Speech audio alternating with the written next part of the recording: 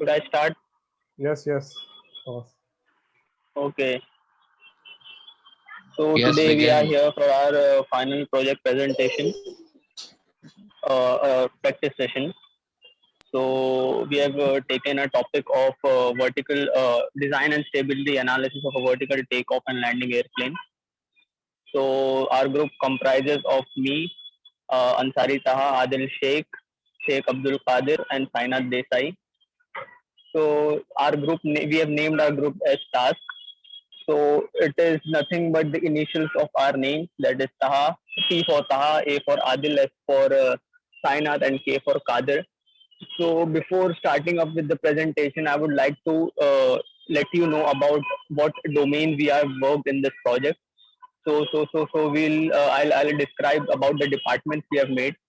So being a design head, I've worked on the design domain of this project, and with a complete assistance and guidance of Sheikh Adil, whereas the electronics and controls is taken care by Sainath Desai with complete and equal assistance of Qadir Sheikh, whereas marketing and the purchasing part and the fund management part is taken care by Sheikh Abdul Qadir. So this was a small introduction about our group. So now I'll address Sheikh Qadir to begin up with the presentation with the introduction. Over to you, Qadir. So vertical takeoff landing. So the main purpose of our project was to eliminate the relationship between a runway and an airplane. Our project is entirely dedicated to Indian Army, and it is why because as we all know, as a country shares a major border in the northern region with many other countries, and where many warlike situation can arise at any moment, and mostly the terrain over there is mountainous. So due to such uneven land condition, construction of an airplane is very difficult, challenging, as well as uneconomical. So to avoid that, it is better to use a vertical takeoff and landing airplane. So because it can be very helpful in warlike situation, like rescuing soldiers in a big capacity, and also for fast transportation of the people. Now next slide. Literature survey.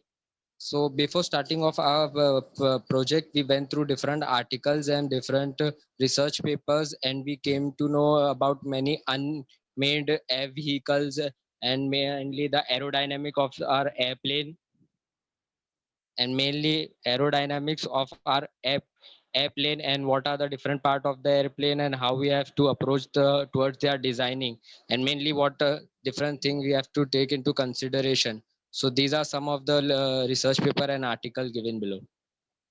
Next slide. Next slide is methodology. So the body structure of our airplane will be similar to most of the aircrafts. The only difference will be the orientation and position of the prime mover.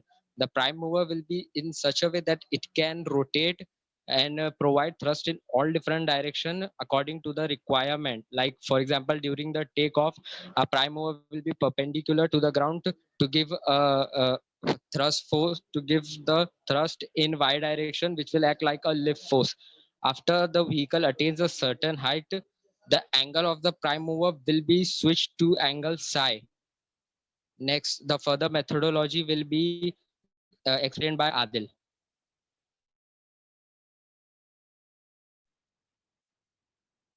Over to you, Adil.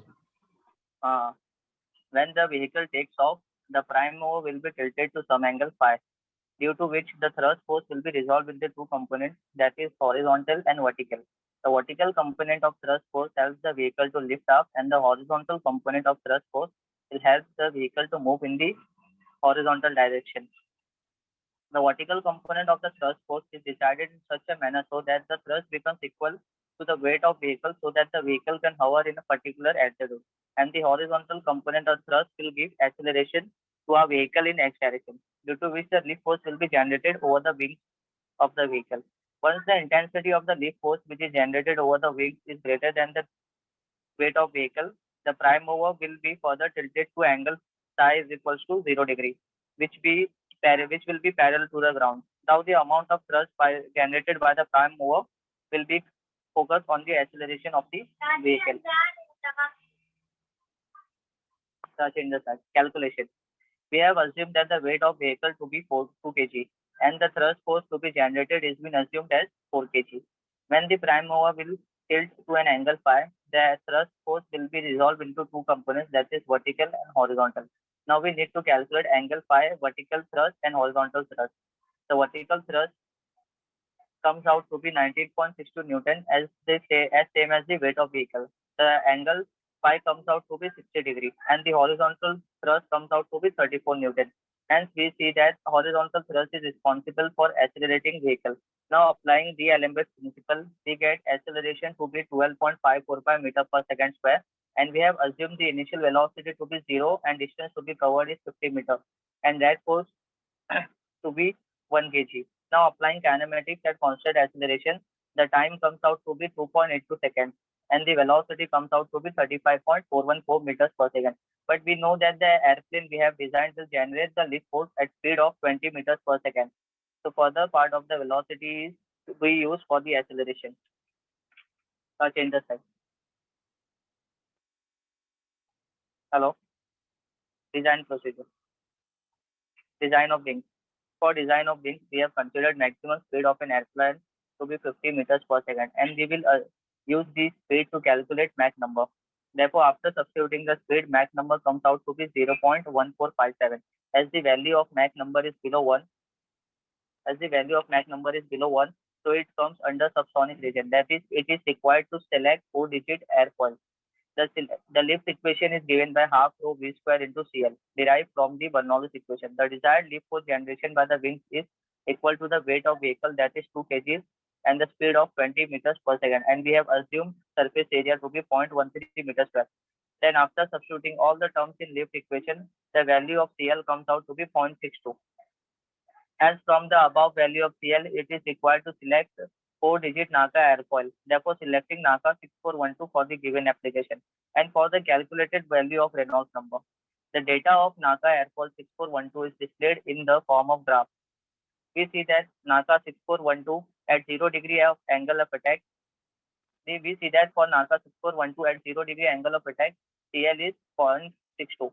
Therefore, substituting the values in this equation, we get surface area to be 0.13 meters square. Now, further dimension of wings is to be calculated by means of aspect ratio. And for average cruising flight, aspect ratio is equal to 5.6.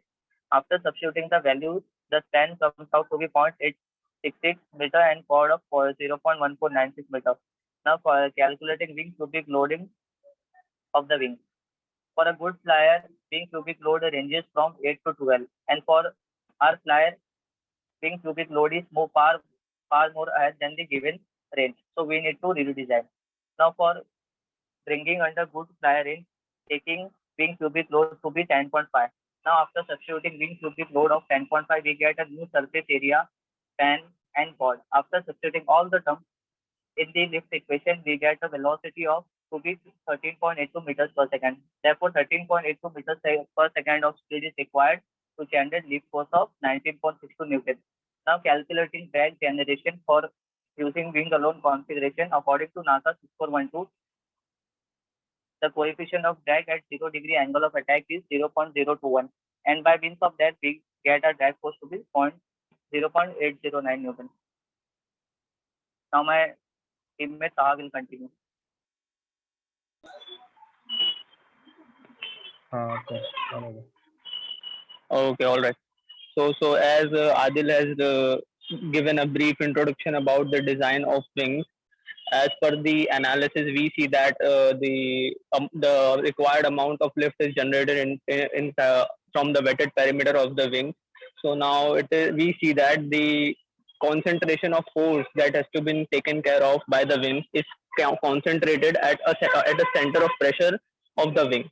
So now what we have done is we have shifted our force to a point called aerodynamic center. This aerodynamic center varies for the symmetric airfoil and for the cambered airfoil.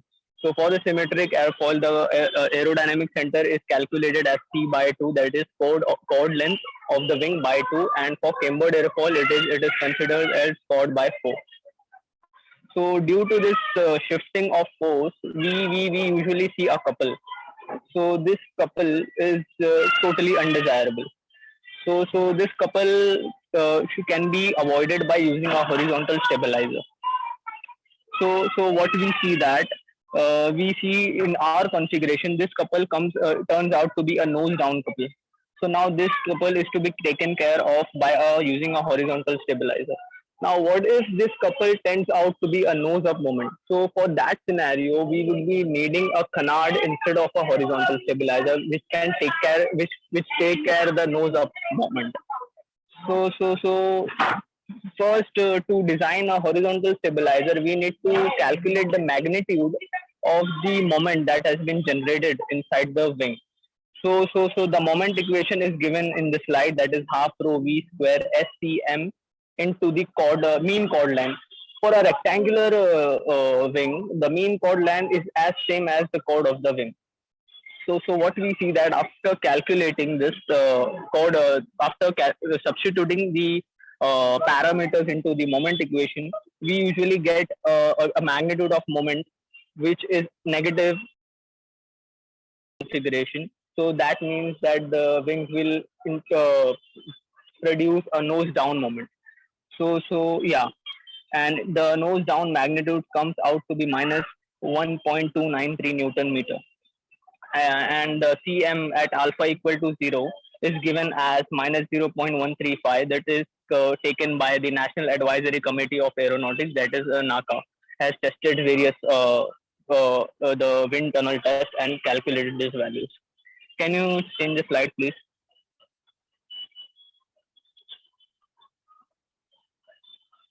Okay. So when this wing is attached to the fuselage, so this wing also tends to create a nose down moment for the fuselage too. So it's better to design fuselage first instead of designing the horizontal stabilizer. So before designing a horizontal stabilizer, we need to design a fuselage. So for that, we would be firstly taking the fineness ratio, and we have considered the fineness ratio to be 12 for an average cruising flight, whereas the fineness ratio is given as the length of fuselage per unit internal diameter. And that internal diameter is taken into consideration of the payload that is needed to be accommodate inside the fuselage. So this internal diameter is taken to be 0.097 meters or 97 mm in terms of mm. So after substituting the fineness ratio as 12 and 97 mm as the internal diameter of fuselage, we get the length of fuselage as 1.164 meters. Okay, so this is the design. This is the overall dimension of the fuselage. So now we will be calculating yeah, first and foremost, the fuselage is at an angle of attack 0 degree, and for the profile of fuselage we selected a NACA airfoil 0010, if I'm not wrong. Yeah.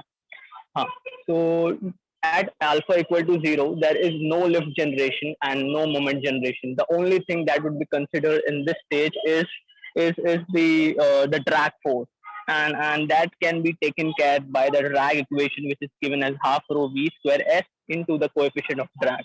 And for the NACA 0012 at alpha equal to 0 degrees Celsius, 0 degrees not Celsius, the drag comes out to be zero point 0.2 newtons, and this drag is generally ignored because the value is very small, and the thrust generator, the power that is been generated by the thrust are much more higher, and it can be taken care of very easily. So now we will be so we will be checking the stability of the fuselage.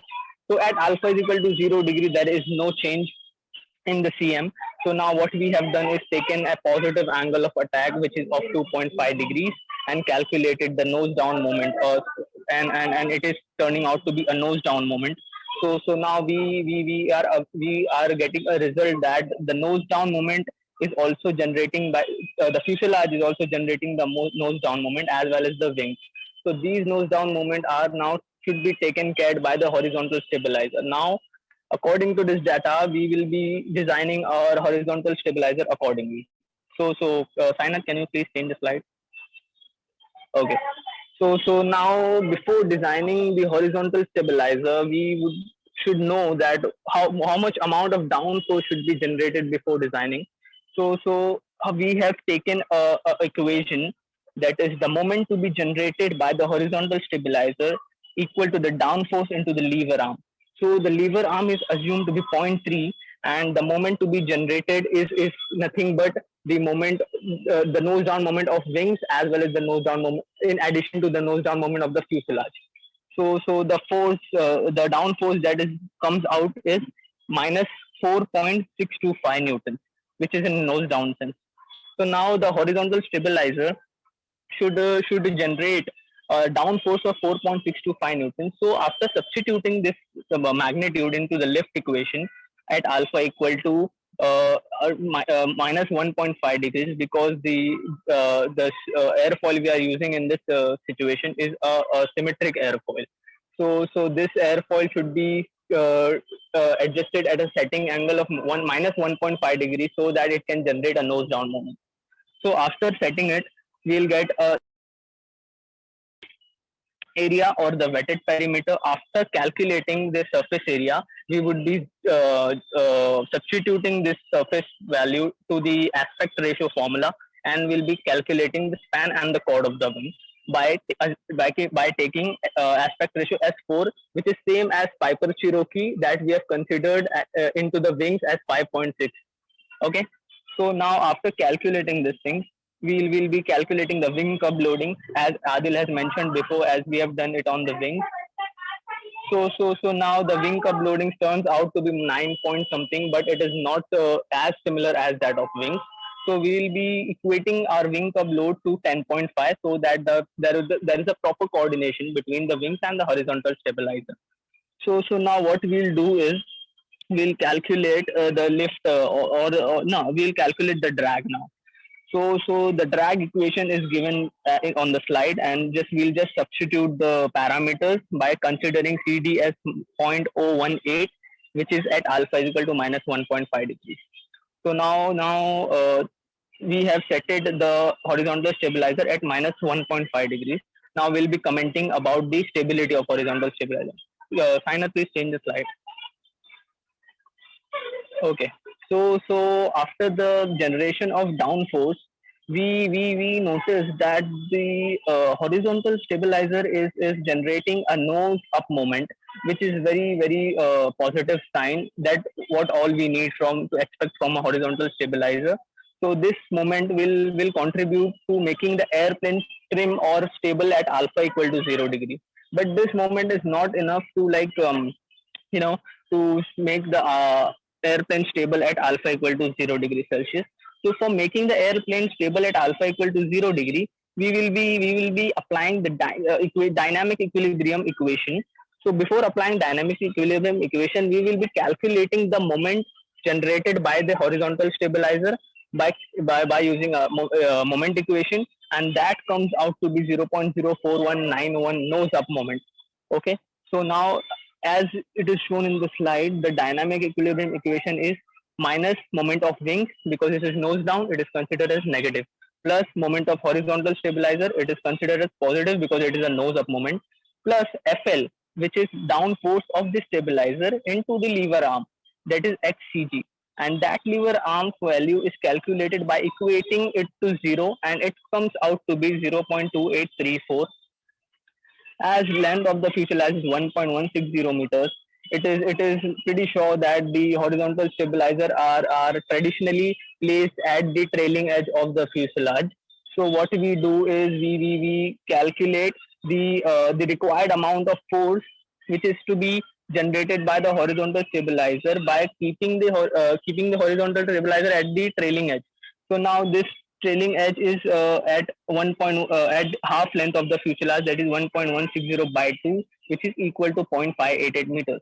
So now we get a new down force, which is minus 2.1572 newtons. Now we have two choices to make sure that the down force is up to the mark. So we have two ways: either we can change the setting angle, or we can do is we can change the size of the horizontal stabilizer. So what we decided is to change the size of the horizontal stabilizer so that the weight of the vehicle is reduced, and the efficiency and the performance of the vehicle is enhanced. Okay, so the okay, so by substituting, we get our yeah the by this the airplane is trimmed at alpha equal to 0 degree Celsius. Can you change the slide, please, sign up?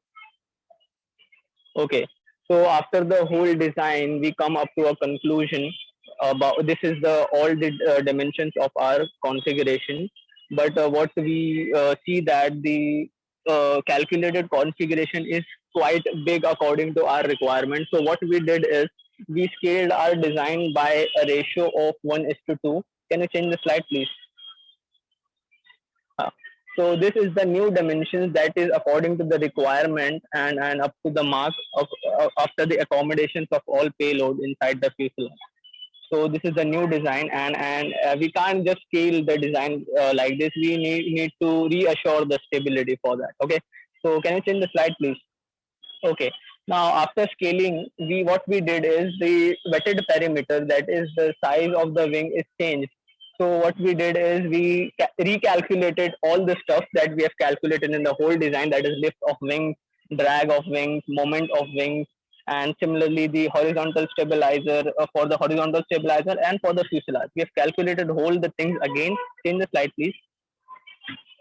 This is the calculation for all the things. And what we did is we again use the conditions of dynamic equilibrium and substituted all the things over there to make sure that the airplane is still stable, still trimmed at alpha equal to 0 degrees after, even after the scaling of the design. So so yeah, here is the calculation, you can refer to it. Okay. Okay.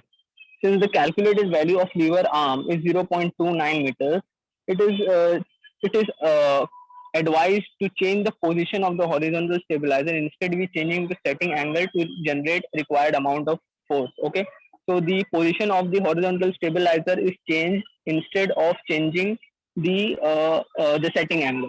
So at the end, according to NACA 0012, the horizontal stabilizer will serve the purpose at alpha is equal to minus 1.5 degrees.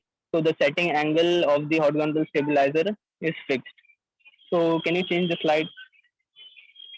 Yeah, this is the 3D CAD model of our configuration, the side view, top view, and the isometry. Okay, so change the slide. Yeah, this is the stability analysis we have done on XLFR5 version 4.62, and this makes sure that the analytical calculation we have done is up to the mark, and the assumption that we have made is correct. Okay, okay, change the slide, sign up.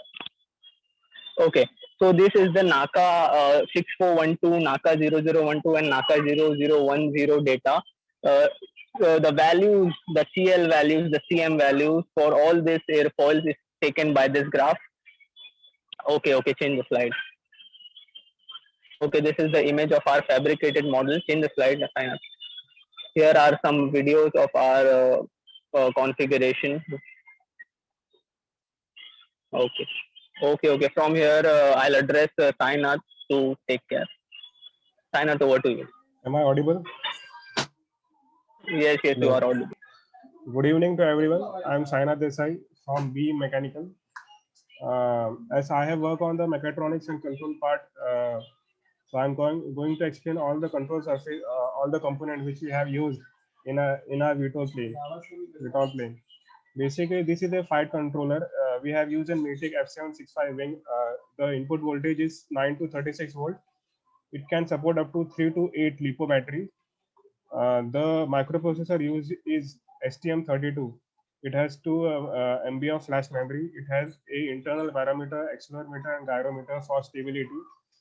The audio pilot target is Matic F765 wing. The firmware which we have used is 405 with fixed wing in Mission Planner. Basically, what flight controller does, it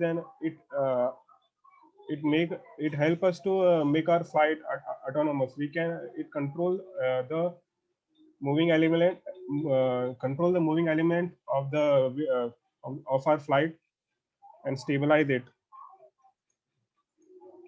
This is ESC, stand for abbreviative of electronic speed controller. It provides a constant 5-volt signal from FC2 motor and control it accordingly. We have used an CMOC, which is 30 ampere motor ESC. This is brushless DC motor. We have used an 2200 kV BLDC motor at 11 volts from LiPo 3S battery. It provides 24200 RPM in idle condition. It is when there is no load on the motor. This servo motor we have used SG90, which has the rotation angle of 180 degree. It provides 0.5 to 1.2 kg of torque in idle condition. The gears are used made up of plastic gear. Operating voltage is 4 to 6.6 volt. This is a FlySky i6 transmitter. It is a 10-channel transmitter and receiver. The maximum range is 1 to 2 kilometer in open ground. It is powered by 5-volt 5-volt DC dry cell. This is propeller. The length of the 11-inch propeller, pitch is 4.7 inches. It can provide 1 to 2 kgs of thrust at 15,000 RPM, which is half the throttle. This is the circuit diagram. We have included the GPS, which is Neo 8 GPS. This is the servo motor. This is 2 ESCs and battery connected to the MATIC circuit. This is the actual wiring of the control board. This is the costing. Now I would like my teammate Kadishik to take over from here.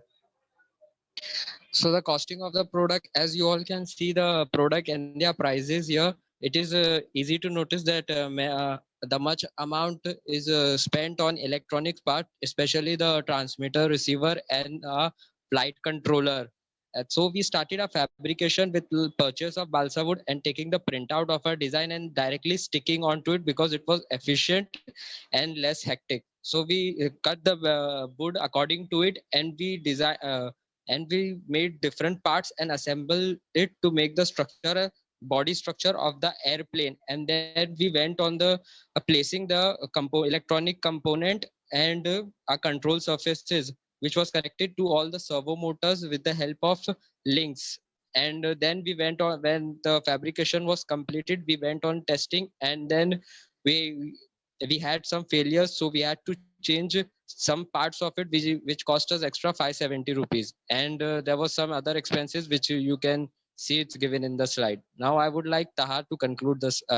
So this is the project plan, which started from 10 December, kicking off with the literature survey and designing modification, the verification of the design and redesigning, and especially the material selection. All was done from 10 December to 10th September to 31st December. Next slide. Now Taha would like to conclude the presentation. Sainad, are you concluding it or I should? Wait a minute, I will conclude it. Yeah. So for the conclusion of our project, about design and the analysis found to be correct after performing the stability analysis run by using the SEA. The positive result of the herewithin analysis carried out by the infinite element method give us a green signal to go ahead with the fabrication of the model. As all the design and the elementation estimation are found to be correct at the end. But during VTOL, the performance design is not up to the mark. An unstable gyroscopic effect is seen with it's completely undesirable, and due to the current situation of pandemic, it is not possible for a group to meet up and rectify the problem. Here are some future plans which we are thinking and are planning to do in future after graduation. We are planning to include we are planning to change the orientation of our plane from horizontal takeoff position to a vertical takeoff position, similar to a tail seater type, which is more convenient and more easy for stabilization. We are also thinking about adding a surveillance camera, a telemetry module, and on-screen display, which will help us to give a live update during the flight time. We are also planning to participate in various VTOL and quad plane competition held across the world, our country. This is the cover page. We have submitted our we have submitted our report in a journal AIAA journal. These are some references which we have used for our research. Thank you. Hello hello खत्म हो गया, क्या करेंगे भाई, कितना time हुआ भाई? 30 minute से ज्यादा हो गए अपना। 30 मिनट्स नहीं, इतना नहीं आया। फिर भी